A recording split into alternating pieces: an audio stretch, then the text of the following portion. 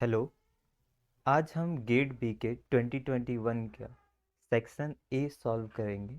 इस सेक्शन में total 60 question होते हैं जो 12 तक के फिजिक्स, केमिस्ट्री, बायो और मैथ के होते हैं। इन टोटल 60 क्वेश्चन में से मैं 10 क्वेश्चन आज इस वीडियो में मैं एक्सप्लेन करूँगा। पहला क्वेश्चन है, the solubility of gas in liquid is directly proportional to the partial pressure of the gas in equilibrium with the liquid। ये स्टेटमेंट कौन डिस्क्राइब किया था ये पूछा गया है। तो इसका करेक्ट आंसर है हेनरीज लॉ। इसके अकॉर्डिंग कहा जाता है कि जो आपका कंसंट्रेशन ऑफ गैस डिसॉल्व हुआ है वो डायरेक्टली प्रोपोर्शनल है पार्शियल प्रेशर के।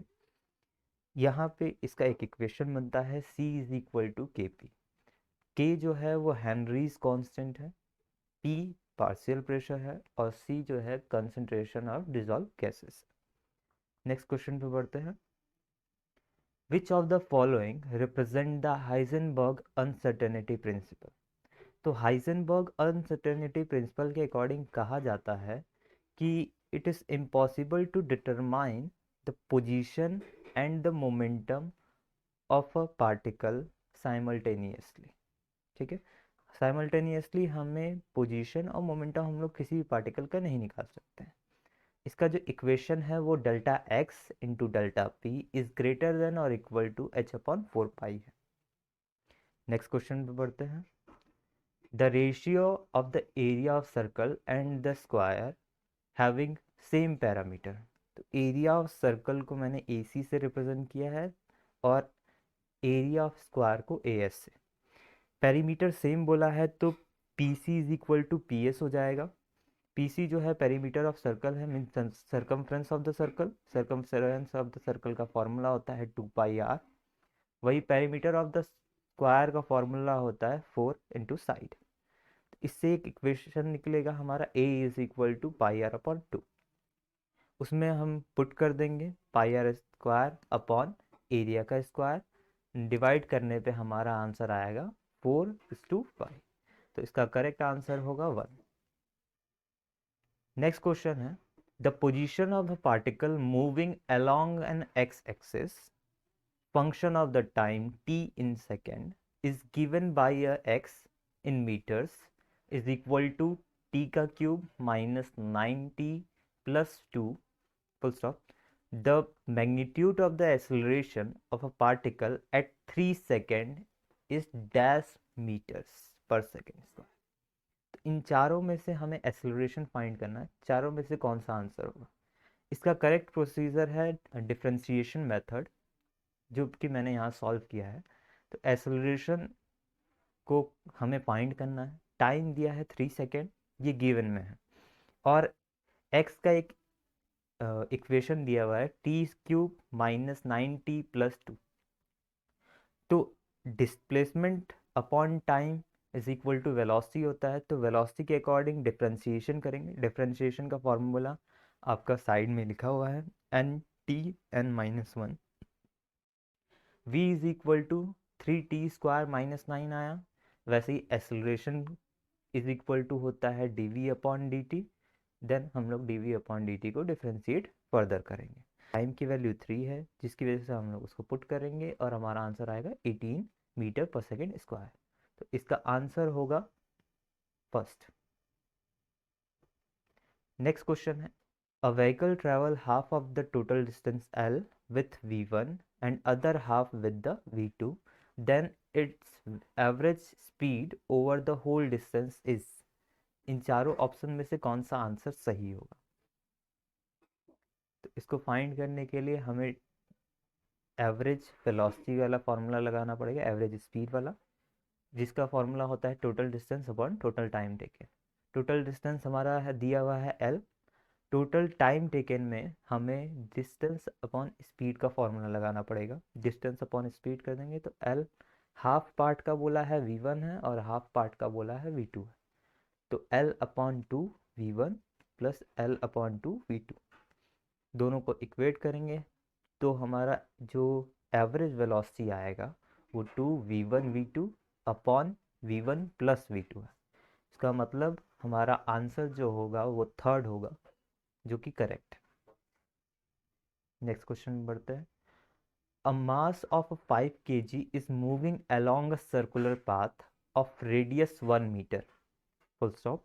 If the mass moves with the 300 revolution per minute, its kinetic energy would be, हमें इसमें kinetic energy फाइंड करनी है। हमारा गिवन दिया हुआ है मास 5 kg है, सर्कुलर पाथ जो रेडियस का है वो 1 मीटर है, और रिवॉल्यूशन मतलब जो फ्रीक्वेंसी दी गई है वो 300 रिवॉल्यूशन पर मिनट दी गई है। इसको सॉल्व करने के लिए गिवन आपको जो रिवॉल्यूशन पर मिनट दिया है उसको रिवॉल्यूशन पर सेकेंड में चेंज करिए। करने के बाद आपका आंसर आएगा, जो फ्रीक्वेंसी है वो 5 आरपीएस हो जाएगा। इसको काइनेटिक एनर्जी वाले फॉर्मूला में पुट करना पड़ेगा हमें। फिर काइनेटिक एनर्जी का फॉर्मूला होता है हाफ एम वी स्क्वायर।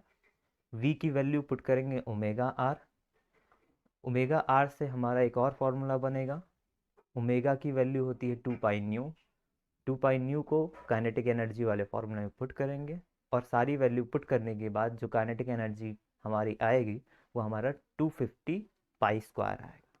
तो इसका आंसर होगा फर्स्ट। नेक्स्ट क्वेश्चन पे बढ़ते हैं। The only genetic encoded amino acid without an stereo isomer. Stereo isomer होते क्या है? स्टीरियो आइसोमर पोजीशन जो चेंज कर पाए, मीन्स उनका जो कॉन्फ़िगरेशन है वो चेंज हो पाए।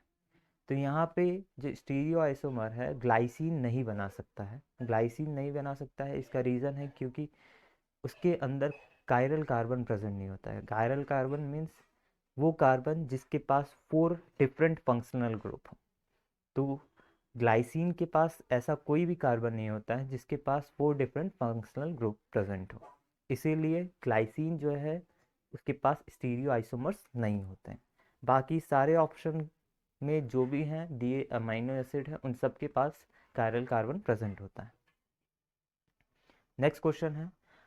A 6.5 meter ladder is placed against a wall such that its foot is at distance of 2.5 meter from the wall. The height would be reach on the wall is। तो हमारा hypotenuse दिया हुआ है और base दिया हुआ है, हमें हाइट फाइंड करनी है।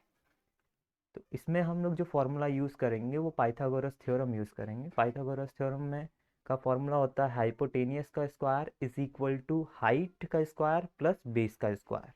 तो हाइपोटेनियस हमारा गिवन है 6.5 और बेस गिवन है 2.5।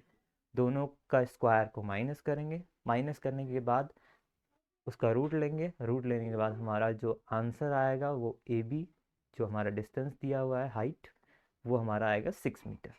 तो इसका आंसर होगा डी। नेक्स्ट क्वेश्चन है। Match the following list 1 to the list 2। इनमें एक तरफ अमाइनो एसिड्स के नेम दिए गए हैं उन, और दूसरी तरफ उनका नेचर क्या है वो दिया हुआ है। वैलिन और ल्यूसीन ये दोनों हाइड्रोफोबिक अमाइनो एसिड्स हैं। सेरीन और थ्रियोनिन जो है हाइड्रोक्सी ग्रुप साइड चेन वाले अमाइनो एसिड हैं। आर्जिनिन और लाइसिन जो है वो बेसिक अमाइनो एसिड्स हैं। हिस्टिडीन और ट्रिप्टोफैन जो है वो हेट्रोसाइक्लिक साइड चेन वाले हैं। तो इसका करेक्ट आंसर होगा फोर्थ। नेक्स्ट है। Match the following component list 1 with those in the list 2। कुछ डिजीज के नेम दिए गए, उनको कंपेयर करना है लिस्ट 2 से। डाउन सिंड्रोम जो होता है वो 21 ट्राइसोमी की वजह से होता है। वही टर्नर सिंड्रोम जो होता है वो ओनली फीमेल्स में होता है। फिनाइल कीटोनूरिया जो होता है वो ऑटोसोमल रिसेसिव डिजीज है। और sickle cell anaemia point mutation. इसका करेक्ट आंसर होगा फोर्थ। 10 क्वेश्चन यहीं ख़त्म होते हैं। आगे के सेशन में मैं बाकी क्वेश्चन को भी लाऊंगा जो 2021 में पूछे गए हैं। Hope you like it.